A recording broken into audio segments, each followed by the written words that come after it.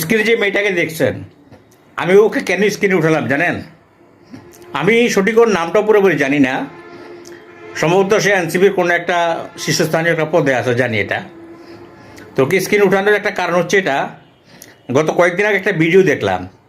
সেই ভিডিওতে দেখলাম একটা বয়স্ক মহিলাকে সে লাঠি দিয়ে খুব ভালো করে পিটাচ্ছে।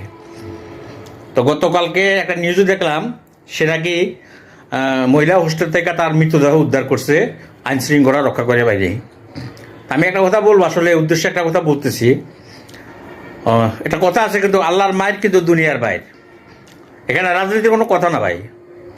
সে যে বয়স্ক মহিলাটাকে হাত তুলছে, বয়স্ক মহিলা কিন্তু তার মায়ের বয়সী। এমনও হতে পারে এর জন্য আল্লাহর আরশ কিন্তু কাঁপছে। জানি না এর অভ্যন্তরে অন্য কোনো ঘটনা থাকতে পারে, সেটা নিয়ে আমার কোনো মাথা ব্যথা নাই। তবে সে তো দুনিয়া থেকে চলে গেল। এটা কিন্তু আমরা কেউ কাম্য করি নাই। একটা জীবনের মূল্য কিন্তু অনেক। ওই মহিলা কিন্তু ওই মহিলা জায়গা হয়তো জেলখানা আছে বা যেখানে আছে, ওই মহিলা কিন্তু মহিলার জায়গা আছে। রাজনীতির জায়গা আছে, আওয়ামী লীগের জায়গাতে আছে, বিএনপি জায়গায় আছে। সব রাজনীতিক নেতা কর্মীরা তাদের নিজস্ব অবস্থান করতেছে, কিন্তু আজকে সে নাই। তাহলে এত বাড়াবাড়ি কি দরকার আমাদের? আসছি, হ্যাঁ, কোনো দলকে ভালো লাগছে করলাম, কোনো দলকে ভালো লাগে না করলাম না। আমি রাজনীতি করি না, এটা আমার ইচ্ছা। আর কারো রাজনীতি করার ইচ্ছা আছে, সে করে, তার ব্যক্তিগত ব্যাপার।